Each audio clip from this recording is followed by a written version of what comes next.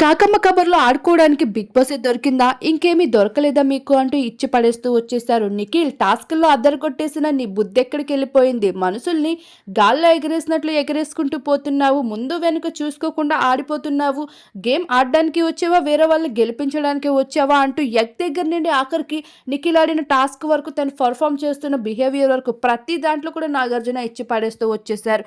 ఇక సోనియాని కూడా వదిలిపెట్టిందే లేదు. హౌస్లో అయితే ఒక్కొక్కరికి ఎరగదీసేయడమే కాదు, అభయ్ నవీన్కి ఏకంగా రెడ్ కార్డ్ ఇచ్చేసి గేట్స్ అయితే ఓపెన్ చేసేసారు.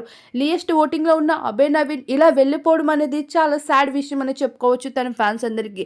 ఇక నిఖిల్కి అయితే ఈ దెబ్బతో గేమ్ పైన సీరియస్నెస్ పెరగాలనుకున్నారో ఏమో కానీ నాగార్జున రాడ్డు పట్టుకొని వచ్చేసారు.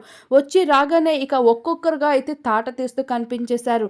బొక్కలో ఆటలో ఆడితే ఈ బిగ్ బాస్ హౌస్లో ఉండక్కర్లేదు అంటూ తేల్చి చెప్పేసుకుంటూ వచ్చారు. మరి నాగార్జునలో రోజు రోజుకి ఈ సీజన్ ఎలా అయినా హిట్ చేయాలనుకుంటున్నారో ఏమో కానీ ఫైర్ అనేది మామూలుగా కనిపించట్లేదనే చెప్పుకోవచ్చు తన ఫేస్లో.